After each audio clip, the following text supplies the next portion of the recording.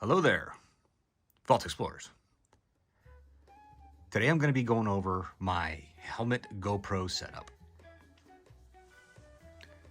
It's kind of in that rainy season right now in Washington State, so going to be doing some riding here soon.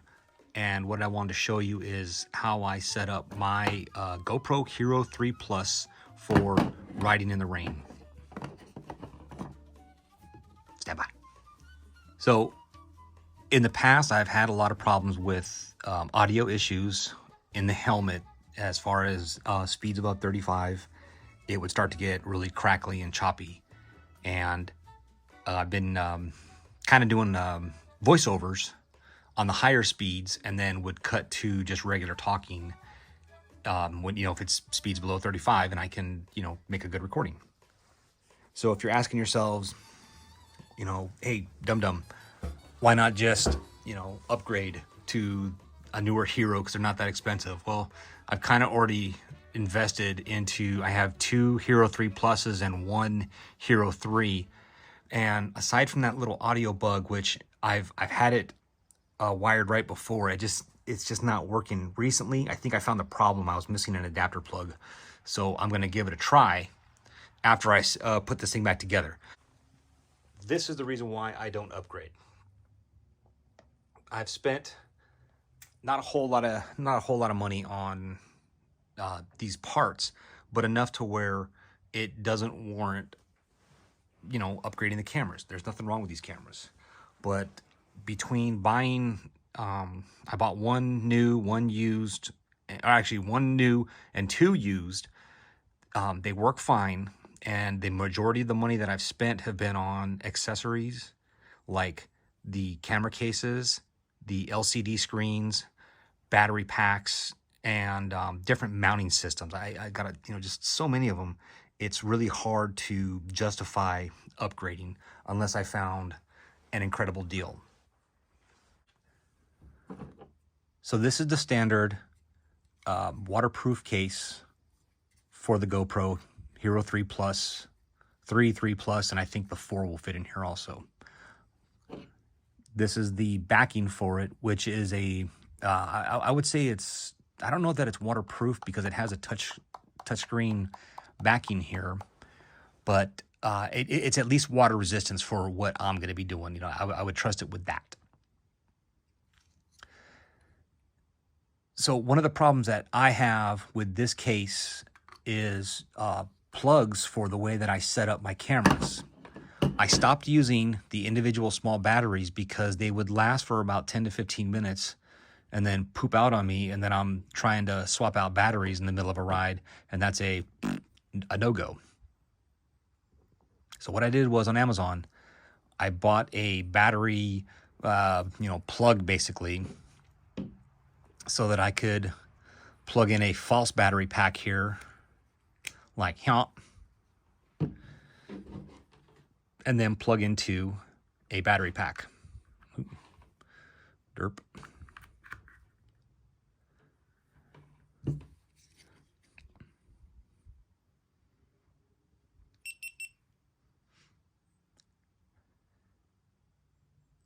Giving me 2 hours and 14 minutes of record time battery. So I think that's how it is anyways. But anyways, this battery pack lasts me, it'll last all day with this camera. I'm going to show my ignorance here. I'm not sure if that's 2.5 or 2 hours and 14 minutes of recording time or battery time. I think that's recording time. I'm sorry. So forget what I said. At least the battery is going to stay full for as long as I can ride, and actually longer than is needed. I'm going to run out of, video space before I run out of battery pack. So that's that right there.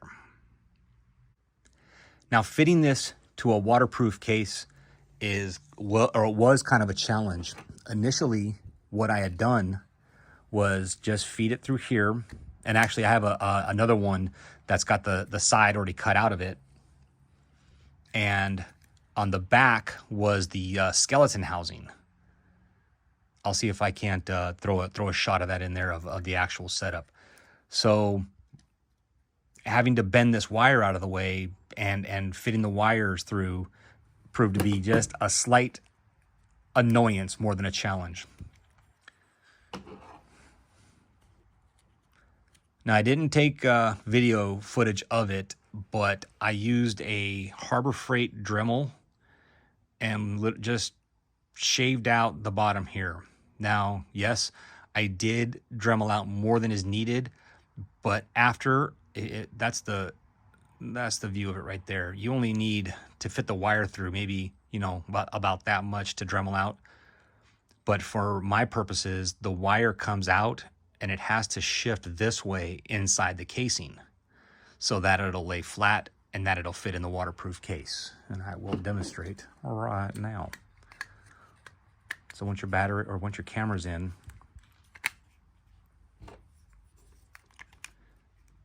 and your battery pack is in, now it can fit just like that, okay?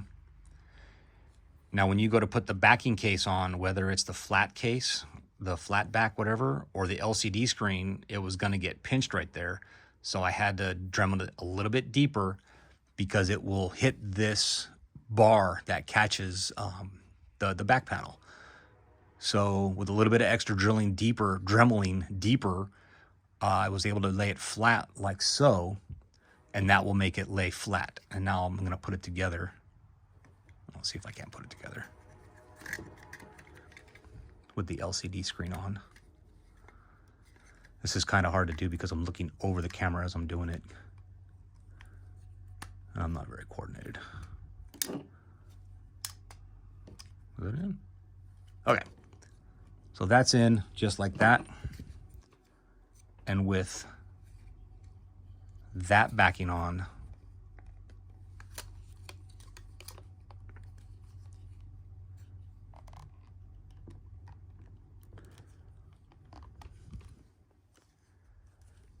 hopefully this, I didn't hear it click or anything, but it is pretty tight right now. So now it folds up and it comes down. So before anybody loses their shit and says, but Ray, now it's not a watertight casing, just stand by. I'm gonna get to that. I don't know how this is gonna come out in the video that I'm shooting, but I said that I would show everybody the trick that I use to make it waterproof, even though I have a cutout here and there's gonna be one on the top, right? Is there one on top? No. It was just the one right here. So with this plugged in like so, this is obviously bigger than normal, like the normal skeleton housing you can get. But what I did, that my one and only outdoor video, I got these wax plugs, these for swimmers' ears, whatever, and you just get it. It's moldable, it's reusable a couple times, and I'm just gonna, you know, pack it in around there and just basically make a, you know, water resistant seal. Nothing's gonna be watertight unless it has like a gasket, you know, like a tight gasket like this. But when you're doing stuff like this or using a skeleton housing and have to plug in your microphone, it's the, you know, the next best thing you can do. So another part that needed to be taken care of was the audio plug portion of it. And so you need to have this type of plug to connect the audio. And that wasn't going to fit in a skeleton case that was just, you know, a flat piece. So again, with a Dremel, I shaved out just enough for the plug, as you can see right there. But then I realized I'm going to need an extra space to get the SD card out too. So now with the way, as much as I have it shaved out, I'm able to plug it in, and and I'm going to show you how it's set up on my helmet. And this wire isn't that bad. They do make these plugs in a downward setting. It's called a left or right hand, you know, whatever wire. But I didn't really realize that at the time. But that goes in, sits in there easily, and I can still get the SD card out with plenty of room.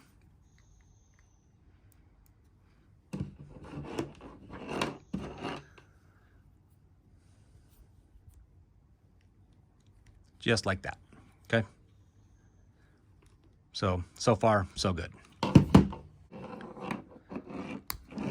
So I'm going to show you what it looks like without using an LCD back and just using an open face back on this camera.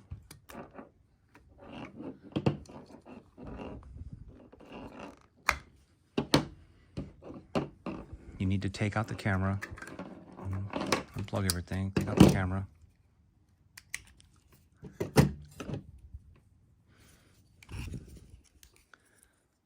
Feed it through. Plug it in.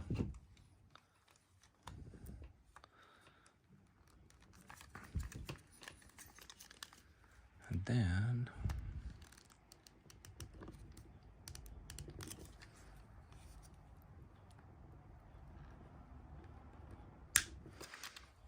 a little pop goes in, and just like that.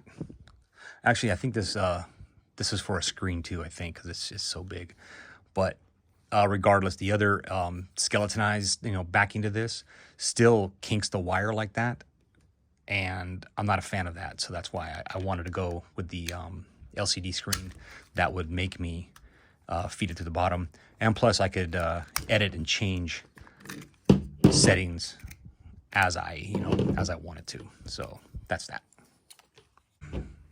We're going to do this the way I like to call the right way.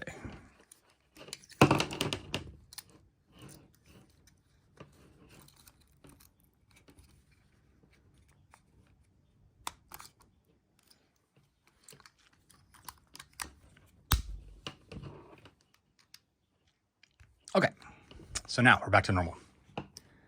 We've got our audio plug-in. We've got our battery pack put on. We've got our LCD screen in place for this big honking thing. And honestly, it's really not that bad.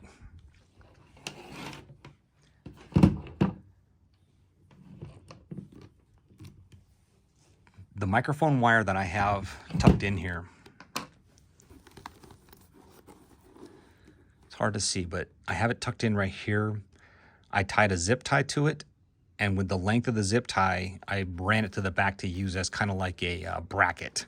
So that keeps it in there nice and tight. I don't have to do anything to it. The wire runs out through here, through the outside or underside. It's gonna run right here, but it's gonna run over the top when I mount the camera like this, because the actual plug, I want it to meet on this side. It just seems to be better. I might find a better way to do it. That's not the point of this whole video. I'm just kind of showing my setup. So you need your audio adapter with the 2.5, I think it's a 2.5 mic, 2.5 millimeter deal here. But you'll also need a filter, and it's called a TRS to TTRS adapter. You can buy the plug for it, the plug version of it, and it's another, whatever length this is right here. I'm bad at guesstimating, measuring, but if you bought the cable for it, you're going to have this length of audio cable, and then another length of that TTR or TRS to TTRS cable. Then you plug it in. So they make, this, which is about $6 or $7 on Amazon. This cable is about another $5 or $6 on Amazon, another $5, $6, $7 for the audio cable, and you'll be fine. So it plugs in just like that. It's gonna plug in just like that, and urethra. You're now wired for sound. Sight and sound, there you go. All right. So now, all I have to do is mount my camera onto the universal mounting system here. Universal for GoPro Hero 3, Hero 3 Plus, Hero 4, sorry. Just to clarify so no one yells at me. I think I did something last time, but I think I would just put like a piece of tape right there to just keep that down. But that is the wire setup, or that's the camera setup that I use. I know it looks crooked, it's just the camera angle. And then I can run the rest of this length of wire into my jacket, or I can plug it into the motorcycle's USB port that I put in. It's got a USB port and a voltmeter, and it's just a good way to keep, just constant power. I carry 2 of these battery packs with me when I go ride, just to keep video footage rolling. And if it's not just to make video content, it's just to be safe and, keep documentation in case I get into an accident or something like that. It's just a good little bit of insurance. So this is the setup that I use on my Sierra Pro Series dual sport helmet. I may be doing some fine tuning with the cable, the cable placement. I may do a little something and shift this out. It's only mounted with 3M tape, and I have extra pieces that I can always cut out and reuse them if I need to. Like I said, it looks like it's not as crooked as it looks as I'm looking through the camera, but yeah, that's how I do the setup. And on a nicer day, and when I haven't had a adult beverage, I'll take it for a ride, do a little testing at speeds above 35, and hopefully that'll fix it. I had good luck in the past when I was making videos with my open face HJC, dirt bike helmet. I made some great videos and with no sound choppiness or anything. So I think it was because I took this plug out. I thought this plug was unnecessary, the TRS adapter, but maybe that was just me being a dum-dum. So we will see about that. And with that, I will bid you adieu. Our numbers have jumped up to 575, so yay for us and yay for you guys. And thank you so much for liking and subscribing and all your comment business. So yeah. Anyways, thanks for watching. We'll see you next time. All right. One more thing. After going on a test ride, the audio was improved, but not better. And it still had a little bit of chop to it. So after doing some, searching in my bag of goodies, I found the cable that is a downward facing cable, replaced it, and plugged in to the way I have it mounted here, my TRS, the TTRS cable here, plugged into my upside down purple Panda. I don't know how that's going to come out, but anyway, purple Panda is the audio cable that I used. And punchline is, I'm back in business. I will give you a better review on my next ride, but the problem was the audio cable. So before you go upgrading, if you're just not in the market for it, whatever, and you want to stay with what you got, it wasn't my camera's problem, and that's what my biggest fear was. Okay, it was the cable, and I don't even believe it was the audio cable here, but I decided to go with the what I call my upside down purple Panda. Went with purple Panda and ran it through, and it's working better. But I think I just need to move the microphone closer to my mouth, the way I have it mounted in here. Punchline is, boom, you get what you pay for. Unfortunately, on Amazon, you can only get what the best Chinesium product that's out there, and I did. So 2 for $5 type of thing, whatever. And that's it. That was a problem right here. Boom, that was my sole problem. So, right on. Thanks for watching. See you next time.